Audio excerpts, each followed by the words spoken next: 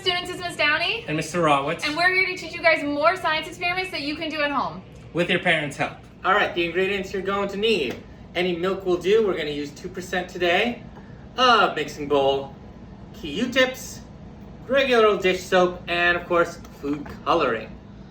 First, you're gonna pour the milk in. You want it to cover the bottom of the bowl. That's enough. Okay, so after you put the milk back in the fridge, you're gonna take your food coloring. You're gonna put about 1 or 2 drops of each color toward the center of the milk in the bowl. Try not to have them mix though.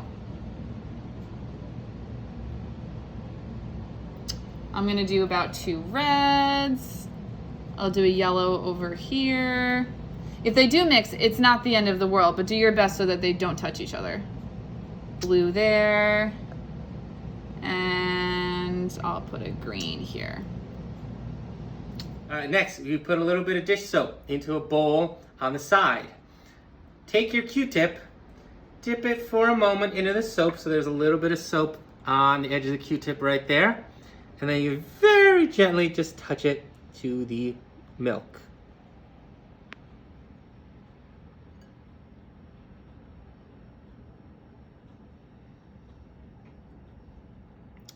And you can move it around and try different spots and see the colors mix and remix and move around.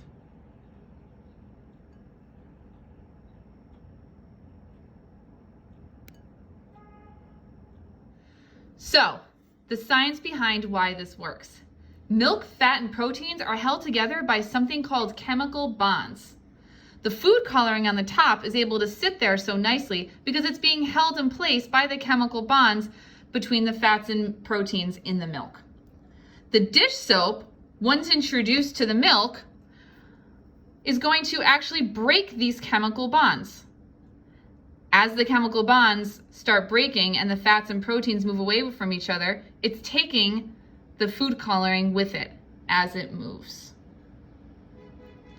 This allows it to form the milk art that you see happening here.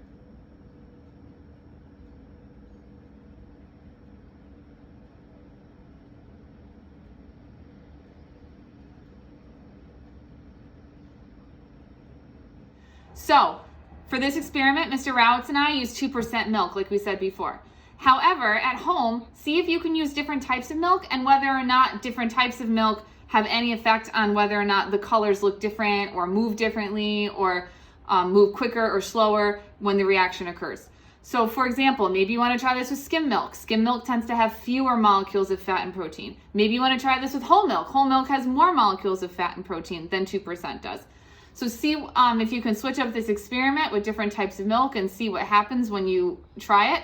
And you can tell us our results. Mr. Rawitz and I would be really interested to hear what you guys came up with. Okay, so East Highland students, for the second experiment that we're going to do with you guys today, we're going to be making density columns. If you're in 7th or 8th grade, you should already know all about density and what density is and how it works. And if you're in 8th grade and took science with me, you should know what a density column looks like. We made them earlier this year in the fall. But Mr. Rawitz and I today are going to show you guys how to make density columns at home. And again, if you're in 8th grade and you've already done this and you have a younger sibling, you can use your experience from my class earlier this year to help your sibling with this experiment. So density columns are unique in that there really isn't a set ingredient list for you guys to use. Pretty much you can use any ingredients that you want. Mr. Rawitz and I, though, to ensure that this works, we picked 4 ingredients that we know are going to work. So we stuck with vegetable oil, water, the water has been colored green with food coloring, dish soap, and honey.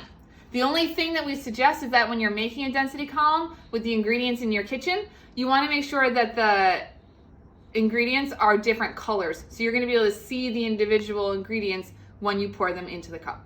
Also, do not drink any of this. Yes, please don't do that. So when you make density columns, you usually want to start with the densest ingredient first, which would be the honey. However, we're going to do a little trick today. So for now, we're going to leave the honey off to the side and start with the dish soap. It's a regular dishwashing soap. We're going to pour it into the bottom of the glass. All right. So our dish soap is blue. Then very gently, because you need to make sure they don't mix, you're going to pour the water down the side. Our water is green.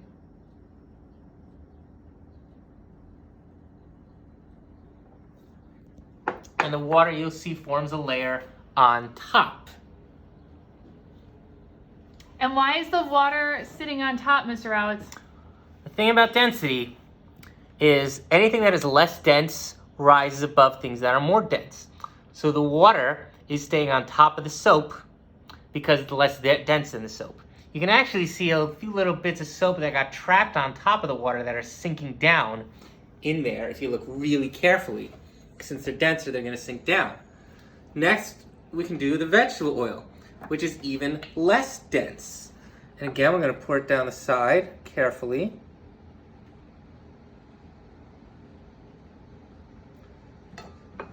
And now you have a layer of vegetable oil on top. And so you have the soap, the water, and the vegetable oil. We can see it's blue, green, and yellow. And the vegetable oil is the least dense, so it floats on top of everything. Okay, the honey is the most dense material. Since it is the most dense, it should sink below everything else. So I'm going to pour the honey in last. It'll be a little slow.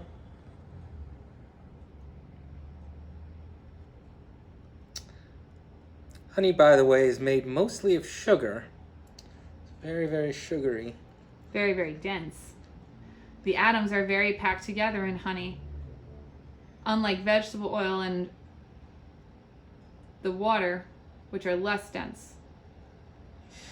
The atoms are farther apart, and therefore it's not as heavy, and it sits on top. Oh, how cool, Mr. Rawitz. I see the honey. Yeah. You can see it all sinking to the bottom. So if you're in 8th grade, you've done something like this very similarly with me. But for everyone else who's never done this before, you can see the heaviest material on the bottom, which is your honey. Above that, your second heaviest material, which is your dish soap. Then above that is your water. And last you have your vegetable oil. So we have the most atoms that are packed together in a certain volume on the bottom. Then we have fewer atoms, and the fewest atoms on the top. So when you're done, this is what your density column will look like. So for ours, we have honey, then dish soap, then colored water, and then vegetable oil. Try to find different liquid ingredients around your house to see if you can make your own density column, starting from the densest to the least dense. And the great thing is that if you're not sure what's more dense than something else, you can always look it up online, of course.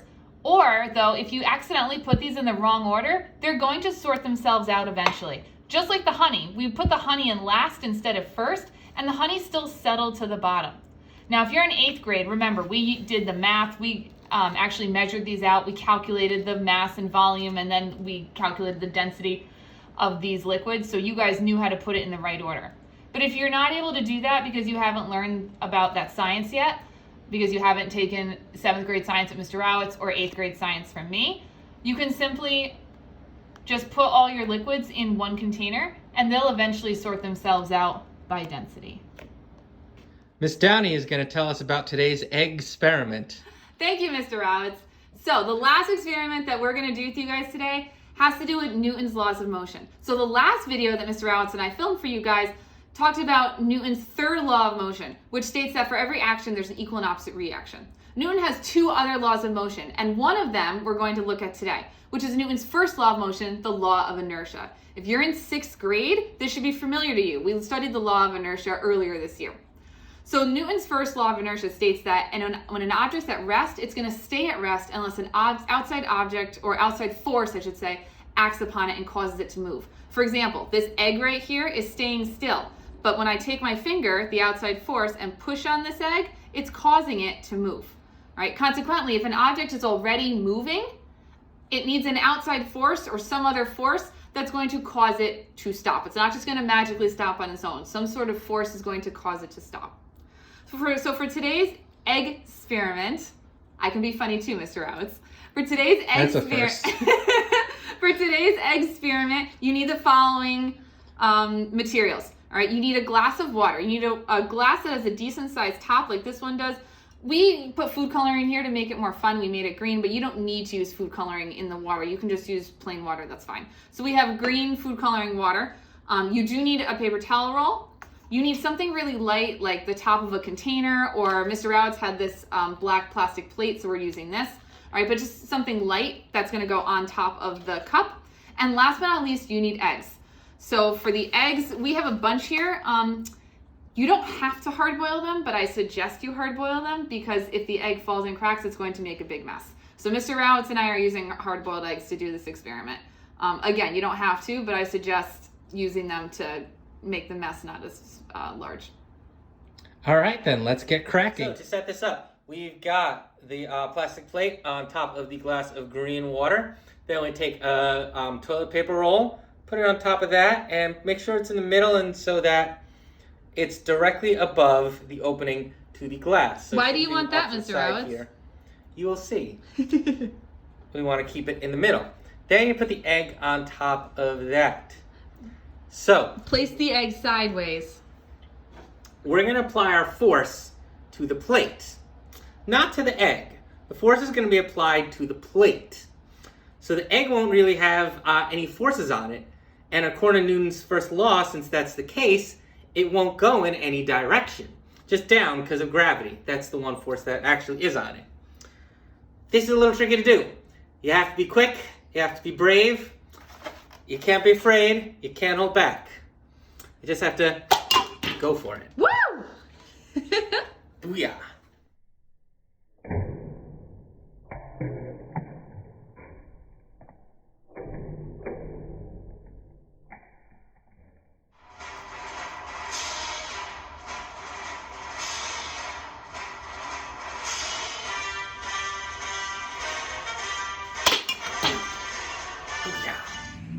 Bye, East Harlem students. We hope you had a great time today watching our experiments. Have a good week, and may the force be with you.